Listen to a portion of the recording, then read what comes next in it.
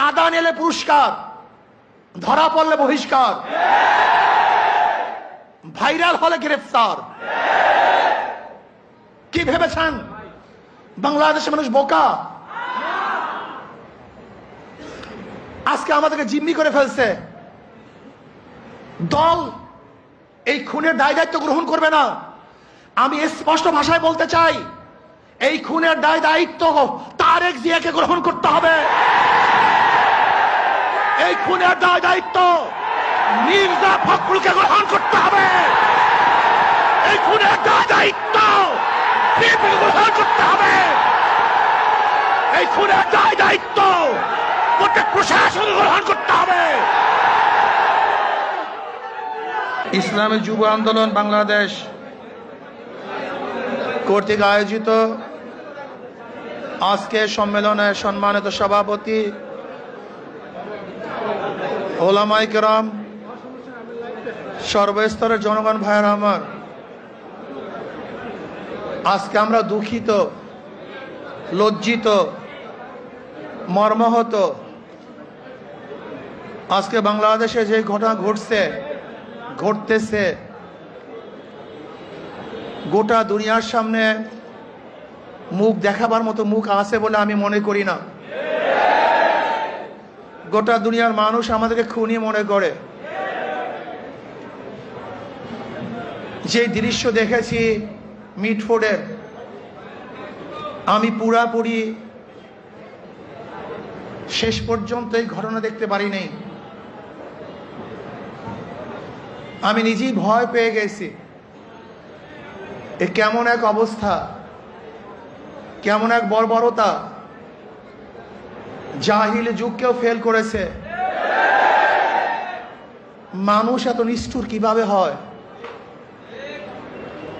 মানুষ তো এইভাবে কুকুরকেও মারতে পারে না।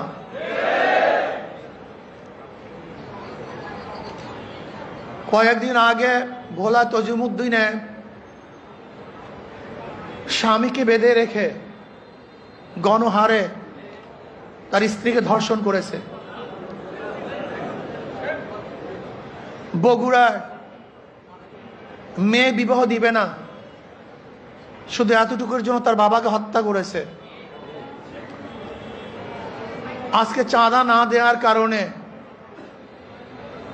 মার সামনের থেকে যুবককে তুলে এনে হত্যা করা হচ্ছে।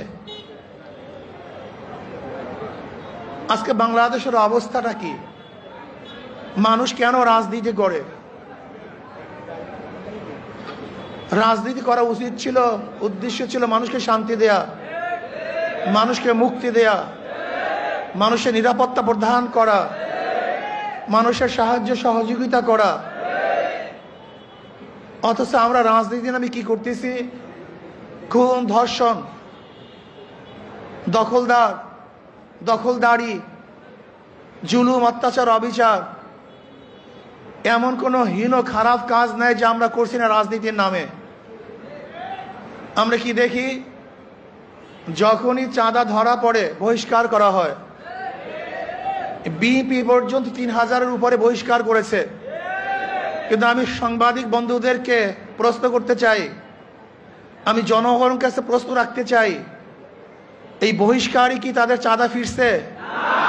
দখলদারি ফিরছে? খুন ফিরছে? তার মানে বহিষ্কার কিছু না, আইওয়াশ, লোক দেখানো এক নিয়ম। তারা কি বলে? ব্যক্তি দোষ করলে দল সেই দোষের দায় দায়িত্ব গ্রহণ করবে না। আমি মনে করি আওয়ামী লীগ, বিএনপি দুর্নীতি ফ্যাক্টরি, খুনের ফ্যাক্টরি।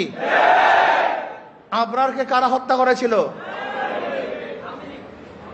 যেই ছাত্রগুলি হত্যা করেছিল তারা মেধাবী ছাত্র বাংলাদেশের, কিন্তু এই ফ্যাক্টরিতে যাওয়ার পরে তার খুনি হয়েছে।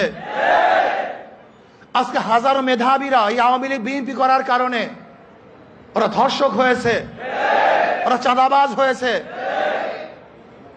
এই দলগুলি এমন এক ফ্যাক্টরি, যদি ফেরেশতাও সেখানে ঢুকে আজাজিল হয়ে বের হবে। সৎ মানুষগুলি ঢুকলে চোর হয়ে বের হবে। যাদের হাতে রক্ত ছিল না, এই আওয়ামী লীগ বিএনপি করার পরে তাদের হাতের মধ্যে রক্তে রঞ্জিত হবে। যারা কোনো মেয়েদের দিকে তাকাতো না, এই দলগুলি করার পরে তারাই ধর্ষক হবে, জালেম হবে, অত্যাচারী হবে, তারাই টাকা পাচার করবে। এমন কোন জায়গা নাই যেখানে চুরি হচ্ছে না, ডাকাতি হচ্ছে না, দখলদারি হচ্ছে না, চাঁদাবাজি হচ্ছে না। এই বরিশালের এমন কোন স্থান দেখাতে পারবেন না যেখানে চাঁদাবাজি নাই। আমরা যা দেখছি চাঁদাবাজি যেগুলি আসছে, আপনারা জানেন মিটফুটে খুন হয়েছিল বুধবার, কিন্তু আপনারা যে সাংবাদিক, আমরা দুঃখিত, লজ্জিত, সবার বিবেক মরে গেছে। বাংলাদেশের বিবেক বলতে কিচ্ছু নাই। বুধবার এই ঘটনা ঘটছে, কোন সাংবাদিক এই ঘটনা প্রকাশ করতে পারে নাই, অথচ সবার মাঝে এই ঘটনা ঘটেছিল। নাই একজন বাংলাদেশের সাংবাদিক এই ঘটনা প্রকাশ করার মতো, নাই একজন পুলিশ কেস গ্রহণ করার মতো। আজকে এই মামলার যে বাদী, একজন মহিলা, তার সন্তান এখানে এসছে, এই যে তার সন্তান, সোহাগ মামলার এই বাদীর ছেলে, তার নিজের মুখে শুনেন মামলা দেওয়া হয়েছিল কিন্তু পুলিশ মামলা গ্রহণ করে নাই, পুলিশ তার মামলা গ্রহণ করে নাই। আজকে পুলিশ ভিন্ন খাতে এই মামলাকে নেওয়ার জন্য ষড়যন্ত্র শুরু করছে। সব জায়গায় চাঁদাবাজি, শরিয়াতপুর বাস সব বন্ধ, শুনলাম আজকে তাদেরকে বহিষ্কার করা হয়েছে। অথচ আজকে আপনারা দেখেছেন প্রেস ব্রিফিংয়ে, সাংবাদিক সম্মেলনে ঊর্ধ্বতন কর্মকর্তাদের কাছে বারবার জানানো হয়েছে, কিন্তু না, যতক্ষণ পর্যন্ত সব জায়গায় প্রচার না হয়েছে ততদিন পর্যন্ত বহিষ্কার করা হয় নাই। চাঁদা নিলে পুরস্কার, ধরা পড়লে বহিষ্কার, ভাইরাল হলে গ্রেফতার। কি ভেবেছেন বাংলাদেশের মানুষ বোকা? আজকে আমাদেরকে জিম্মি করে ফেলছে। দল এই খুনের দায় দায়িত্ব গ্রহণ করবে না। আমি স্পষ্ট ভাষায় বলতে চাই, এই খুনের দায় দায়িত্ব তারেক জিয়াকে গ্রহণ করতে হবে। এই খুনের দায় দায়িত্ব মির্জা ফখরুলকে গ্রহণ করতে হবে। এই খুনের দায় দায়িত্ব বিএনপিকে গ্রহণ করতে হবে। এই খুনের দায় দায়িত্ব প্রত্যেক প্রশাসন গ্রহণ করতে হবে।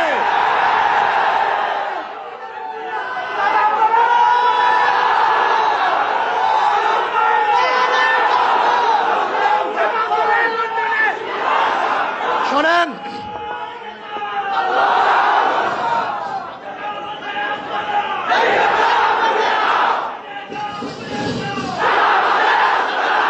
আমি মনে করি অবৈধ সন্তান জন্ম হওয়ার আগেই তার মৃত্যু কামনা করে। আজকে বিএনপি ক্ষমতা যাওয়ার আগেই তার পতন কামনা করে বাংলাদেশের মানুষ চায় না এই চাঁদাবাজ, দখলদার, খুনি, ধর্ষক, জালেমের গোষ্ঠী বাংলাদেশের মাঝখানে বসুক। বাংলাদেশের একজন মানুষ চায় না। আমি ঘুমাতে পারি নাই, ওই দৃশ্য দেখ, আল্লাহর কসম, আমি শুধু ওই দৃশ্যই আমার চোখের সামনে ভাসছিল। আমি বিশ্বাস করতে পারি নাই মানুষ শুধু জালেম কিভাবে হয়, এত অত্যাচার কিভাবে হয়। জালেমের গোষ্ঠী, খুনির গোষ্ঠী। শোনো, এক আবু সাইদের হত্যায় আওয়ামী লীগের মসনাদকে ধ্বংস করে ফেলেছে। লিখে রাখো, 100 হত্যায় বিএনপির মসনাদ হয়ে গেছে।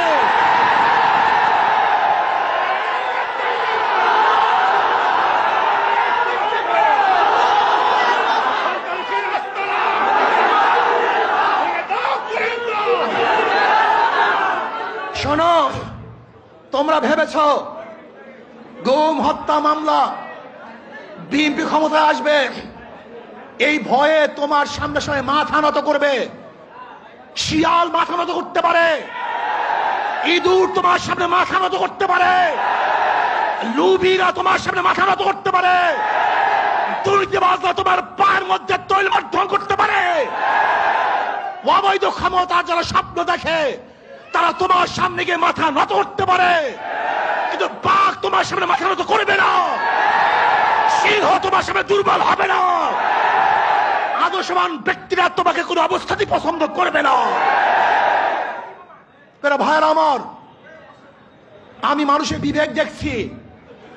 এই ঘটনা ঘটাবার পরেও বিবেকবান মানুষ যারা নিজেদেরকে শিক্ষিত দাবি করে, ওরা কিভাবে বিএনপি আওয়ামী লীগ করে আমার বুঝে আসে না।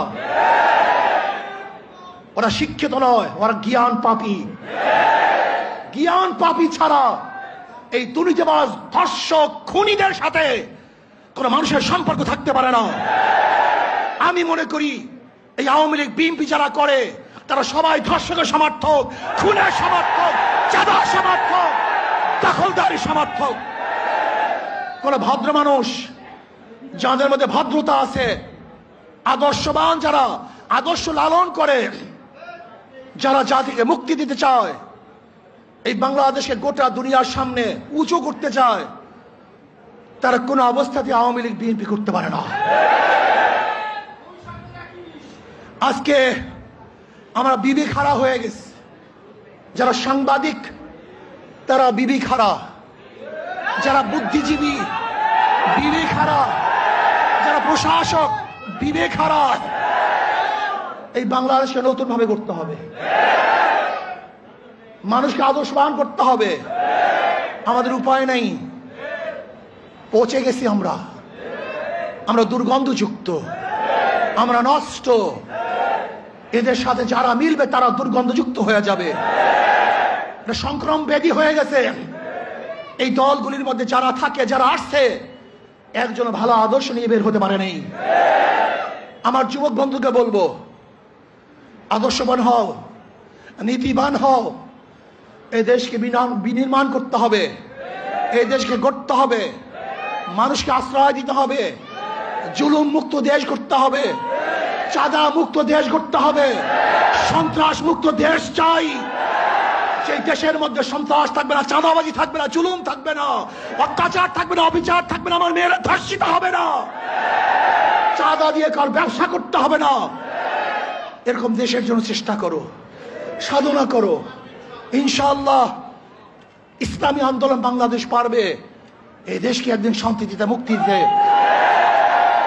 আলহামদুলিল্লাহ ইসলামী দলগুলো ঐক্য হচ্ছে। আশা করি ইনশাআল্লাহ যদি ইসলামের নামে একটা বাক্স আমরা দিতে পারি, তাহলে বেঈমানরা বুঝবে, খুনিরা বুঝবে, ধর্ষকরা বুঝবে, চাঁদাবাজরা বুঝবে কত ধানে কত চাল। বারবার ঘুঘু তুমি খেয়ে যাও ধান, এবার ঘুঘু তোমার যাবে যে প্রাণ। বারবার বাংলাদেশের মানুষকে ধোঁকা দিয়েছ, ৯-৬ বুঝিয়ে ভোট গ্রহণ করেছ। এবার বাংলাদেশ আমরা সচেতন হয়েছে, কোন চাঁদাবাজদেরকে আর মানুষ ভোট দিবে না। যারা বিগত দিনে দুর্নীতিতে 5 বার চ্যাম্পিয়নশিপ লাভ করেছে, যারা অবৈধ নির্বাচন উপহার দিয়েছে, যারা চাঁদাবাজি করার কারণে দেশ থেকে মানুষ বিতাড়িত করেছে, দ্বিতীয়বার তাদেরকে মানুষ আর ভোট দিবে না ইনশাআল্লাহ। চাঁদাবাজের বিরুদ্ধে ঐক্য হবে তো ইনশাআল্লাহ, চাঁদাবাজের বিরুদ্ধে সবাই ঐক্য আসি তো ইনশাআল্লাহ। যখন যেই সময় ডাক দেওয়া হবে চাঁদাবাজির বিরুদ্ধে আমরা ঝাঁপিয়ে পড়বো ইনশাআল্লাহ। আল্লাহ আমাদের সবাইকে কবুল করে নেন।